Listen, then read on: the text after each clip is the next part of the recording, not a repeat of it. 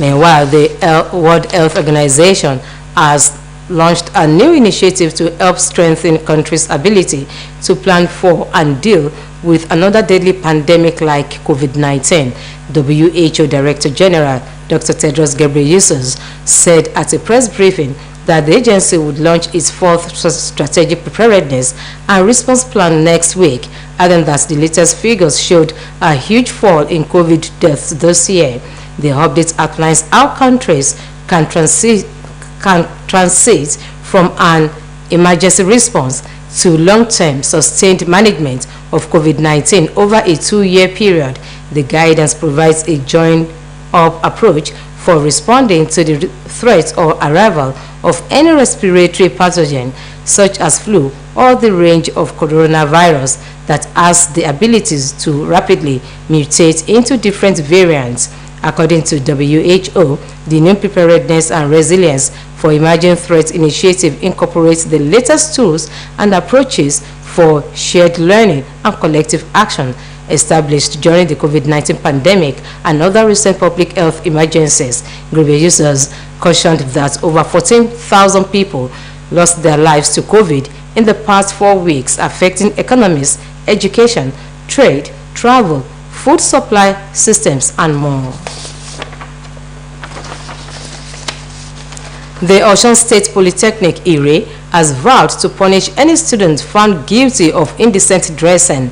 The institution rector, Dr. Tajuddin Odetayo, reiterated this at the awareness sensitization around the campus community put together by the school disciplinary committee with the aim of checkmating abnormal dressings. Dr. Odetayo said anyone dressed indecently would no longer be allowed entry into the school premises. The informative and instructive campaign saw members of the committee and students distributing leaflets and handbills to members of the school community, faculties, and departments in main and satellite campuses. Describing indecent dressings, the team noted that it would not be tolerated on campus anymore. While speaking, the rector of Osun State Polytechnic IRE, Dr. Tajuddin Odetayo, expressed regret that most students wear indecent dresses with unauthorized inscriptions and ordered male students to properly comb or shave their hair. Also, the Director of Media and Public Relations of Osun State Polytechnic IRE, Mr. Bayo Fadeji, maintained that the institution will not relent in her efforts in building characters and impacting knowledge known to the higher learning.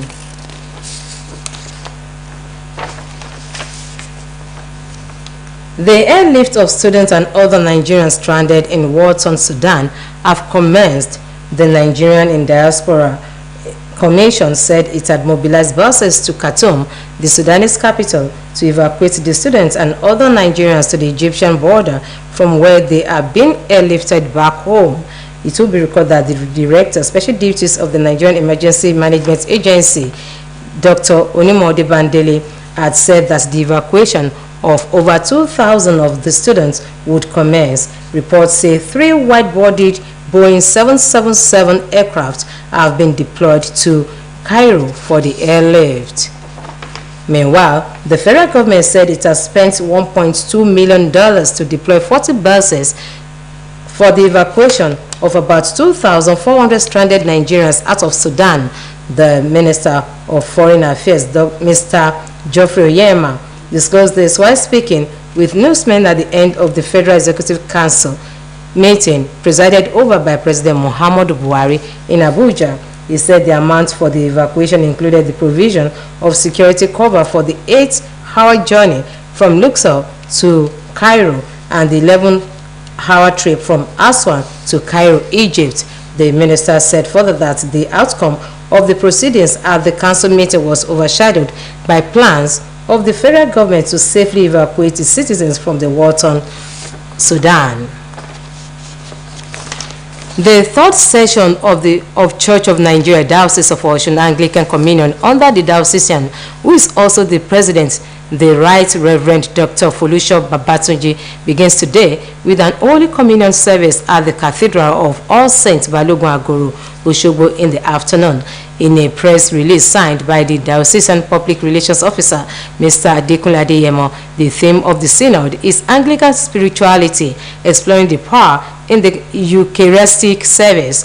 Also, activities during the 4-day synod include presidential address, Bible study, lectures, reports, motions, and more. The synod will come to an end on Sunday with a closing Thanksgiving service at the same venue. And moving on to sports, the Nigeria Football Federation has dispatched letters of invitation to 12 foreign-based players to join the Flying Eagles in Abuja ahead of the 2023 FIFA Under-20 World Cup in Argentina. Flying Eagles coach Ladan Boso has released the list of 39 players invited for the FIFA 8th grade competition, which consists of many players that participated at the just concluded CAF Under-20 African Nations Cup in Egypt, where Nigeria finished third. The NFF has given an ultimatum of May 1st to all foreign-based players invited to join the training camp in Abuja, which opens tomorrow. The players will be closely monitored by the Flying Eagles coaches in the coming days. The 2023 FIFA World Cup will be hosted by Argentina and will commence on 28th of May to 11th of June. Nigeria are in the same group with Brazil, Italy, and Dominican. While moving on to the foreign scene, Turkish President Recep Tayyip Erdogan has suspended election campaign after he fell ill during a live TV interview in which the broadcast was abruptly brought to a halt. After a 20-minute break, Mr. Erdogan returned to say he had a serious stomach flu. After 2 days of intense campaigning, Mr. Erdogan, aged 69, is facing his toughest election campaign so far, while the main opposition leader, Kemal Kılıçdaroğlu, has been chosen to run for a group of 6 political parties, and it was among a number of opposition leaders to wish the president a speedy recovery. Latest polls suggest a close race between the two men and give Mr. Kılıçdaroğlu a good chance of victory in elections on May 14, with a possible presidential runoff 2 weeks afterwards. President Erdogan initially cancelled 3 appearances in Central Anatolia, saying he had been advised to stay home on the advice of doctors. The president also cancelled his scheduled events, including the opening of Turkey's first nuclear power station at Akuyu on the Mediterranean coast. And that ends the evening news on OSBC TV. Join us at 7 for the major reports. Good evening.